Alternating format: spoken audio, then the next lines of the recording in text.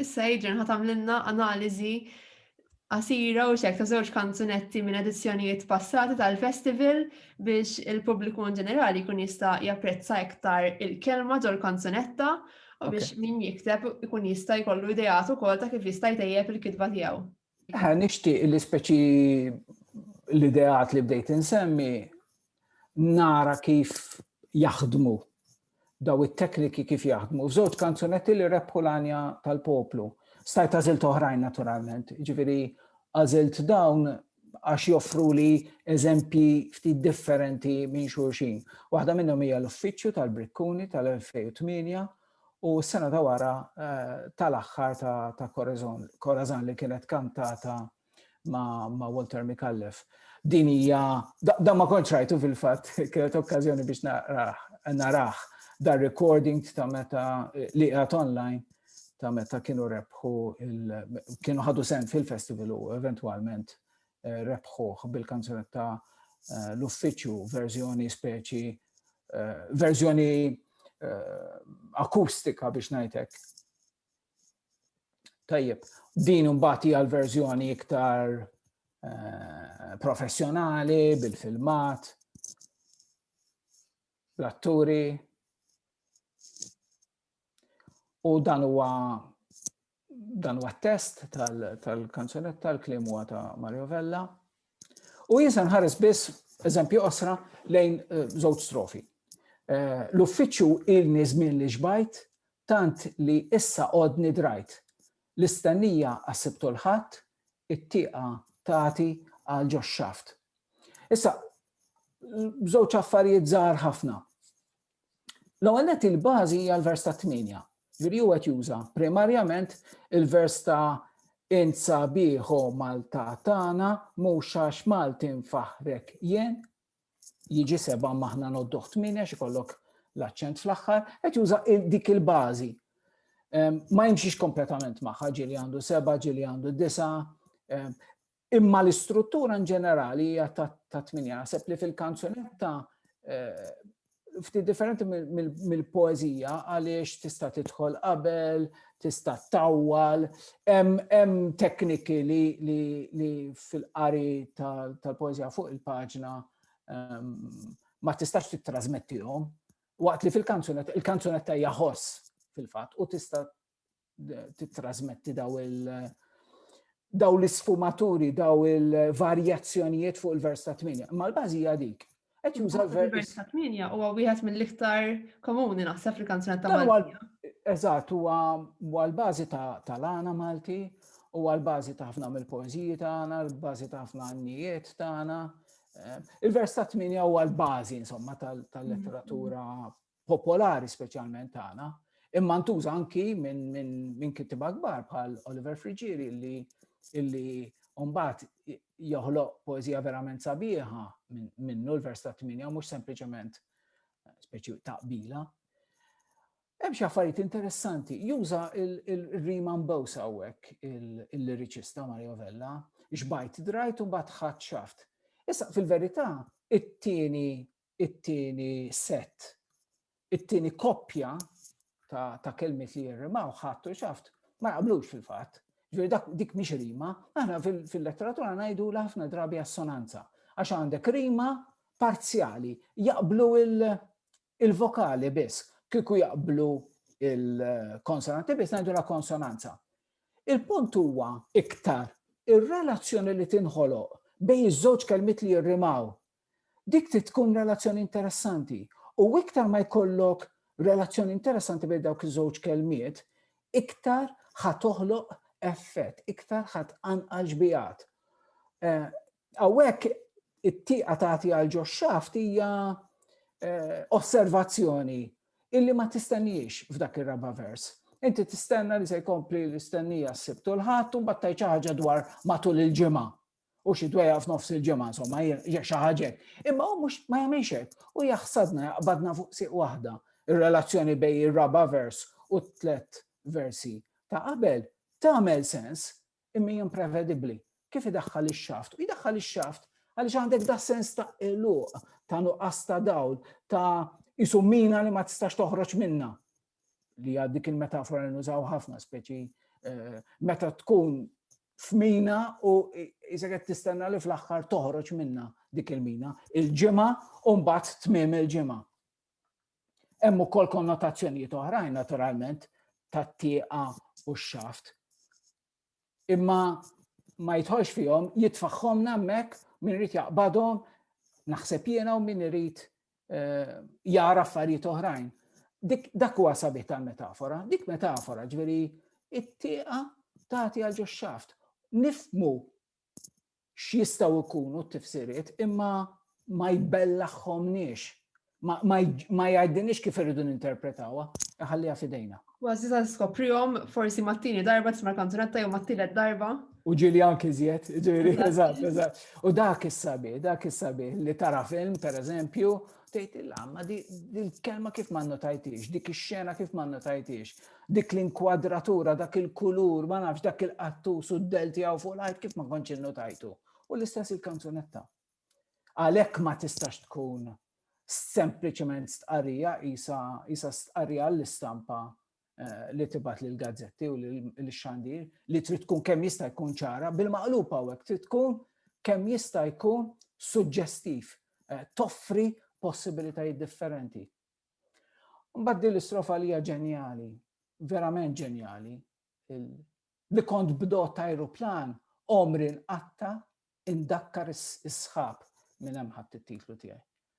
Mis-sema nobżoq fuq din l-art, forsi mill-bżieq jinbet il-wart.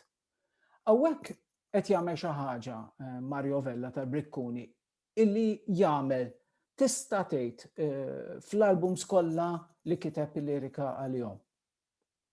Qed jaqbad espressjonijiet popolari, wiel, idjomi, espressjonijiet popolari. U fil-waqt li ħallinna biċċiet minnhom hemmhekk, joffrinna relazzjoni ġdida permezz tagħhom, billi jieħu biċċiet ma billi jieħu fdalijiet. Allura aħna ngħidu toqbżoq fis-sema u jiġi f'wiċċek, aħna ngħidu illi mix-xewk jinbet il-wart. Imma hu xi jagħmel? Jaqbad dawk iż-żewġ espressjonijiet, ibiddel il-kompożizzjoni tagħhom u mbagħad joħloq anki relazzjoni bejniethom. U b'dan il-mod qed jagħtina ħiel, suġġeriment ta' espressjonijiet li aħna nafu, li aħna nifhmu, li aħna nużaw il-ħin kollu.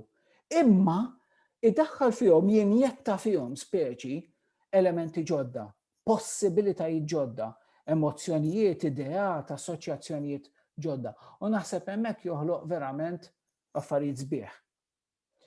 Però l-istrofa jibdiha b'din ix-xena kompletament differenti minn qabel. Qabel konna fil-uffiċċju, qabel konna f'dak li drajna, f'dak li xbajna bih, u issa f'daqqa waħda qegħdin f'din il-sitwazzjoni immaġinarja, imma li aħna naturalment min jaf kemm naħsbu fuqha u nitkellmu fuqha li tkun fis-sħab, le? Ara dak isu fis-sħab speċi moħħu mhux magħna, mhux jagħtaw fiżikament imma moħħu fis-sħab. U ittina din ix-xena tal-bdot ta' ajruplan. Illi ħieles, qiegħed ħieles mhux fix-xaft tal-ġimgħa tax-xogħol jew tal-uffiċċju, imma fis-sema ħieles dal-bniedem. U dika ġbija li wkoll taqbadna fuq siq waħda. Isu f'daqqa waħda dawrinna wiċċna u ġenna naraw affarijiet li ma konniex qed naraw. Għalija effettiva ħafna. It-tieni vers mbagħad huwa. Semmih ma jkunx qed jistenna li ħajkun hawn dan it-twist. Le, din hija żvolta li verament almenu lili s-saħħarni. U t-tieni vers mbagħad huwa vers verament poetiku. Omri nqatta, indakkar, aħna ma ndakkru, aħna normalment indakkru il-pjanti, il-fjuri, imma hekk indakkar is-sħab. U tgħid imma naf u ma nafx xirid jgħid. Dik hija l-metafora illi inti taqbad ftit jowwis fejn sejjer u xirid jipprova jgħidilna, imma ma qabdekx bil-idek u ġielek tmur eżatt fejn irid hu u tak biss ġbija le, sensiela ta' xbijat, sensiela ta' relazzjonijiet mhux tas-soltu. U issa ħajħallina aħna fil-fertilità tad-dakkir, pereżempju, f'dan is-sens ta' libertà tas-sema, tal-ajruplan, tas-sħab, f'dan is-sens ta' xi ħadd li qiegħed f'post imma qisu qed jinħeles minn dak il-post f'moħħu mentalment, hemm ħafna affarijiet għaddejjin. Is-semmieħ għandu interpretazzjoni, għandu s-sem tiegħu is-semmieħ via l-interpretazzjoni. Eżattament. Ġenjali, ġenjali u memorabbli. U naħseb l-aqwa poeżija u l-aqwa kanzunetta għandha ħafna minnhom dawn. Naħseb bħal ħafna semmija jiena nħobb ħafna nisma' il-kantawturi Italjani u b'xatt bħal Fabrizio De André jew Vinicio Capossela huwa mimli bihom daw, vers wieħed wara l-ieħor u vers iktar poetiku minn ta' qablu. U ma tinsihomx malajr, ġifieri ma taqbadhomx malajr ukoll laqqas, imma mbagħad ma tinsihomx malajr laqqas. Mhumiex versi li jgħaddu mingħajr ħadd ma jkun ta' kasom biex ngħidlek.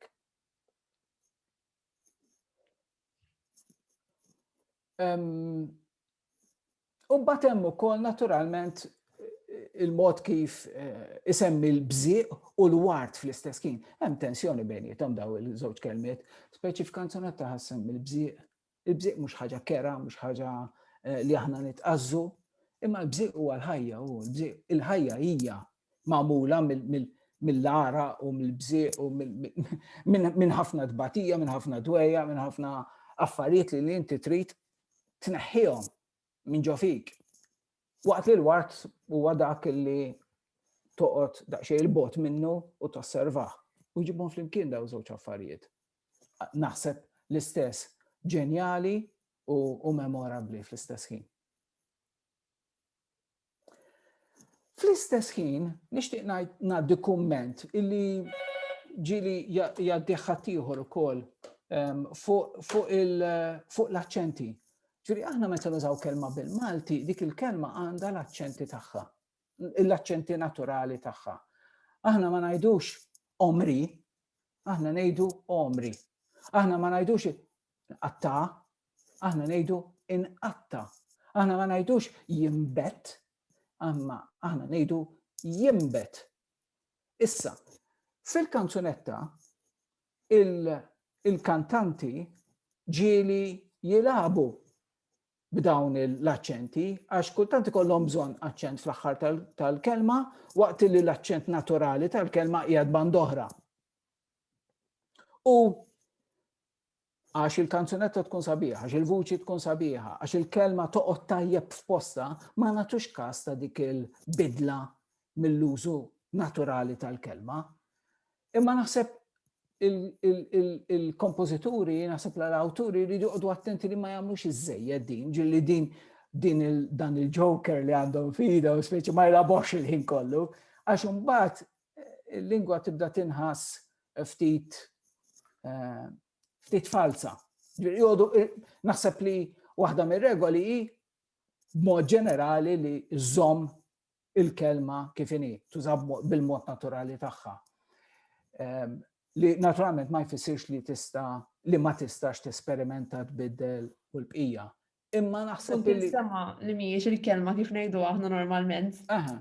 U ħafna drabi kull ma tkun trid huwa li taħdem ftit iktar fuq il-vers. Li tibqa' taħdem fuq il-vers sakemm iġġibu eżatt kif tridu inti. Biex ngħidu kollox, waħda mill-problemi tal-ottonarju jew tas-settenarju jew tal-versi l-oħra regolari hija illi iddaħħal ċerta monotonija. Peress il-versi jkunu kollha l-istess tul, l-istess aċċenti, eċetera, jistgħu joħolqu ċerta monotonija, speċjalment it-8, il-vers tat-8 li għandu l-aċċenti dejjem jaqgħu fuq tielet u fuq seba'. Tielet seba' int sabiħu Malta tagħna mhux għax Malti nfaħrek jien. Dik il-kantalina ġejja mill-pożizzjoni dejjem l-istess tal-aċċenti. Allura jiena nifhem illi min qed jikteb kanzunetta ikun irid ivarja minn dak il-modell għax inkella jista' jaqa' fil-monotonija jew fil-kantalina. Imma għal darb'oħra naħseb illi din il-manipolazzjoni tal-aċċenti għandha ssir bil-qies. Mbagħad ovvjament kulħadd trid isib il-qies tiegħu. Kanzunetta l-oħra hija Tal-Aħħar ta' Corazon. Di tuża teknika f'ċertu sens simili u f'ċertu sens differenti ħafna fil-fema tiegħi. Hawnhekk l-attenzjoni ħatkun ħafna fuq dik ir-repetizzjoni fir-ritornell tal-aħħar.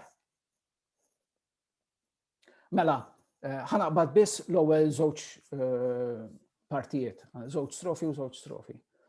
Hawnhekk għandek dawn il-metafori li aħna nafuhom. Il-metafora tal-bieb, aħna ngħidu bil-Malti li jingħalaqlek bieb u jinfetħulek bibien oħra speċi. Pereżempju, jingħalaqlek bieb, jiġifieri tispiċċa esperjenza jew tispiċċa relazzjoni. L-istess tintuża ħafna din metafora tal-ktieb mhux biss fil-letteratura tagħna jew fil-lingwa tagħna, ma tintuża internazzjonalment din li speċi il-paġna minn dal-ktieb, ġifieri il-ħajja ktieb isa. Il-ħajja ktieb, eċetera. Dawn huma metafori li aħna nużaw, imma jien naħseb illi Corazon tużhom b'mod effettiv. Ġifieri biex ngħidlek tibdina fil-post li aħna narfu, imma mbagħad toħodna f'postijiet li aħna ma nafuhomx daqshekk. Mela, jien ħanibda mit-tieni strofa fil-fatt, nixtieq ngħaddi kumment fuq it-tieni strofa. Tieni strofa x'tagħmel? Tieni strofa, mela din hija poeżija li mhux diffiċli tifhem x'inhu s-suġġett tagħha, din hija relazzjoni ta' mħabba li spiċċat. Dawn fil-fatt huma miż-żewġin li għandhom jew almenu ġenituri li għandhom tifla u din it-tifla speċin qabdet f'din it-tiċrita li seħħet fir-relazzjoni ta' mħabba bil-ġenituri tagħha. U allura fit-tieni strofa għandna dan ir-ritratt mimli pathos, mimli emozzjoni, mimli sens ta' ħasra ta' din it-tifla. Imma mhuwiex ritratt melodrammatiku u kemm dik it-tifla, le mhux hekk. Isettina biss dan ir-ritratt tat-tifla li rieda bil-kwit fis-sodda, ma tafx x'inhu jiġri. U sadattant hemm daw it-tnejn min-nies li qed jgħidu l-aħħar kliem lil xulxin, li qed iħarsu għall-aħħar darba lejn xulxin fid-dar li kienet tagħhom it-tnejn ma mhux se tibqa'. U għandna d-dettalji, jisu ftehim, jisu diskors ta' kuljum, id-dettalji żgħar ta' kuljum, imma li aħna nafu li għandhom tifsira kbira f'momenti ta' separazzjoni, kbira. Ġifieri it-tifla li se ssib ma' wiċċa sitwazzjoni illi hija sitwazzjoni tal-kbar mhux ta' tfal. Il-kwistjoni tal-flus, pereżempju, il-kwistjoni tal-manteniment, il-kwistjoni li bejn il-miżżewġin li taw ġisumhom, taw ħajthom li xulxin, issa se jkun hemm relazzjoni mhux biss ta' naturalment, imma se jkun hemm ukoll relazzjoni finanzjarja. Tagħmel sens ta' ġifieri mhux qed ngħid, imma għandek dawn id-dettalji żgħar li aħna nafu, li aħna li ngħixu il-ħajja li hija dejjem diffiċli, nafu kemm għandhom tifsira, kemm għandhom implikazzjonijiet. U il-flus ħajatihomna nhar it-tnejn meta jiena qed nifhem il-ġuvni speċi li meta imur biex jara t-tifla jew biex jiġbor it-tifla. U mbagħad għandek l-ewwel strofa. L-ewwel strofa tuża dawk il-metafori li semmejna. U allura nafu illi din ir-relazzjoni dan il-ktieb issa se jingħalaq. U hemm din ir-relazzjoni sabiħa bejn il-rajna u l-ktibna, x'aħna nsemmu relazzjoni bej il-kelmiet li jirrimaw, il-bieb u l-ktieb, il-flimkien u l-jien, il-kwiet u l-affarijiet, ix-xejn u t-tnejn. Imma r-relazzjoni vera sabiħa hija bejn iż-żewġ kelmiet li jiġu f'nofs il-vers hemmhekk, il-rajna u l-ktibna li jmorru flimkien.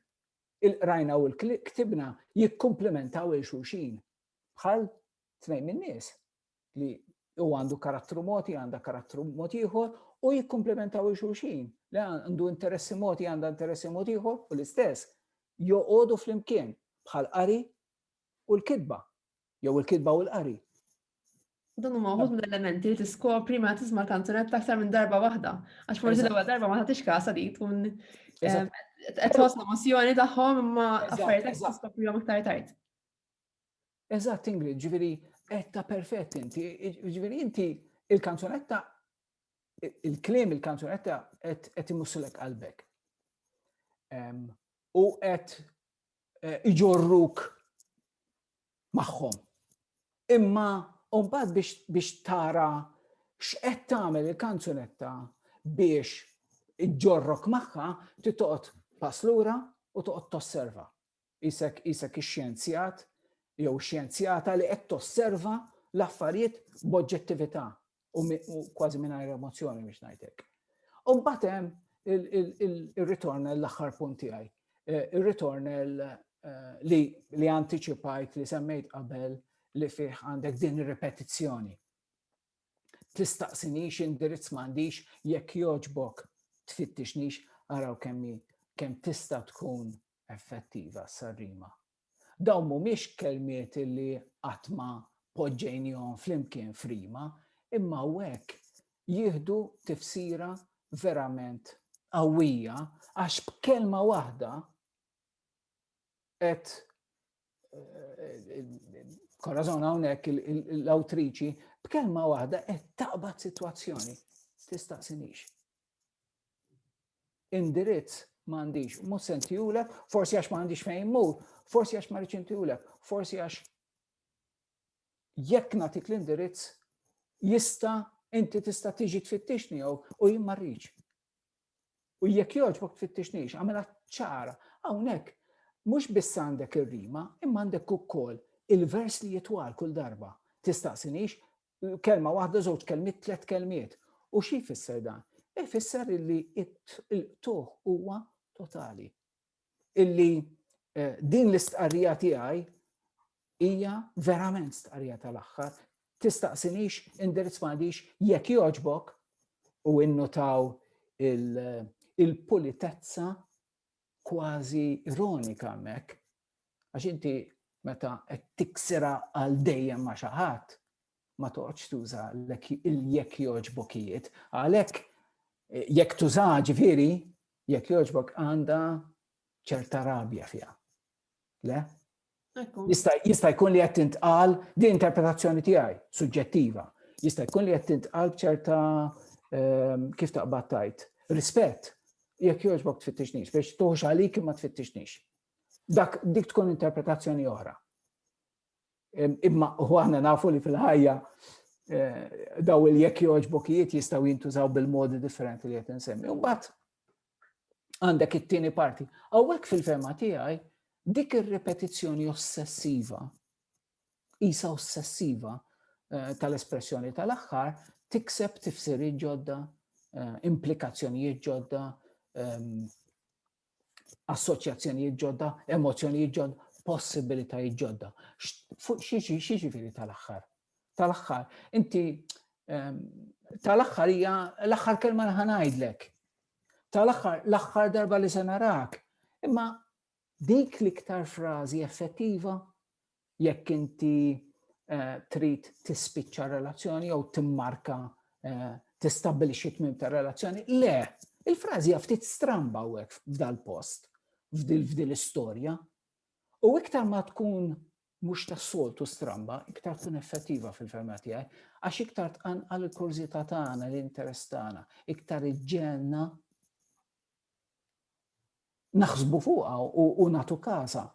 U hemm ironija oħra naħseb jiena, illi din kellha tkun il-kelma tal-aħħar, u mbagħad kienet kelma, u mbagħad kienu 2, u mbagħad kienu 3, u mbagħad kienet 4, 6 tal-aħħar jew mhux tal-aħħar.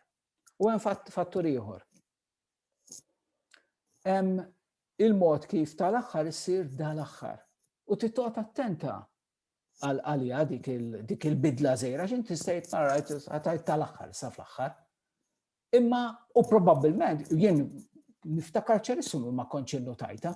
ħsibni smajt tikka ħażin jew qalita b'mod tikka differenti. Infatti l-ewwel darba li qed nisma' biha din l-aħħar waħda hija tal-aħħar. Eżatt. U wara kemm sabiħa għandek ukoll din il-poeżija li qed titkellem dwar it-tmiem, dwar it-tluq, dwar it-tfittixnix, eċċetera. U fl-istess jien għandek il-vuċi l-oħra, jew l-istess vuċi, ma nafux, mhux importanti, għandna nafu li dawn huma l-emozzjonijiet li ssib f'ħafna sitwazzjonijiet simili, li l-kol b'xi mod ngħaddu minnhom. Naf li żbaljaj din il-qrara kwa intima u fl-istess ħin pubblika. Le din l-ammissjoni ta' mhux biss ta' falliment ma taħtija. Jiena qed naċċetta, qed nammetti li żbaljajt. U allura jiġi dak id-diżappunt, speċi jekk għandek persuna li qed tammetti li żbaljat, allura kif ma jistgħux, ħanużaw metafora oħra, jissewwew l-affarijiet. Imma il-kanzunetta ma tinix ir-risposta tagħha dik il-mistoqsija. Il-kanzunetta tina biss biċċiet, le frammenti, espressjonijiet law, xbijat lem, imma l-istorja kollha għax aħna ngħixu fid-dinja, aħna wkoll bnedmin, aħna wkoll ngħaddu minn dawn is-sitwazzjonijiet b'xi mod jew ieħor, aħna nibnu l-istampa personali tagħna ħafna drabi. Aħna nimmaġinaw l-istorja li jista' jkun li qed isseħħ jew illi għexna aħna, jew li nafu li sħabna għajxu minnha, jew qrabatna. U allura aħna ninvolvu ruħna speċi b'mod emozjonali qawwi f'din is-sitwazzjoni, ma tibqax biss l-istorja ta' ħaddieħor, naħseb jien meta tkun kanzunetta tajba li tuża l-kliem b'mod effettiv, imma ssir l-istorja tagħna dak in-nofs kliem aħna nagħmluh kliem sħiħ, dak il-diskors illi implika aħna nagħmluh diskors illi jirrakkonta esperjenzi sħaħ biex ngħidlek. U mbagħad il-kanzunetta tkompli bi strofi oħrajn, b'kollox fiha 10 strofi jidhirli, imma ovvjament hemm ir-repetizzjoni tar-ritornell. Di kanzunetta vera sabiħa kombinazzjoni kienet kantat tal-aħħar ukoll fil-festival. Kienu kantaw tal-aħħar daw u ġew l-ewwel ġifieri, ma tal-aħħar ukoll fil-festival daw. Ħafna sabiħa di kanzunetta naħseb. Ħafna l-interpretazzjoni ta' Corazon u ta' Walter ukoll Enes ukoll. Għax huma interpreti tant differenti u fl-istess ħin tant jikkumplementaw il-xulxin. Għal darba oħra, again, ġifieri jiena ta' osservatur li ma nifhem assolutament xejn f'dawn l-affarijiet, ma għalija huma żewġ vuċijiet vera differenti u żewġ timbri tal-vuċi verament differenti, waħda hija kantanta u l-ieħor huwa kantawtur li iktar jikkrea speċi milli huwa il-kantant biex ngħidlek klassiku, le? Imma tant jinstema' sabiħ flimkien u jien kelli okkażjoni nikteb anki kemm fuq il-kanzunetti ta' Corazon u kemm fuq il-kanzunetti ta' Walter. U naħseb li joffru ħafna affarijiet interessanti għal kull min jixtieq jikteb il-kanzunetta.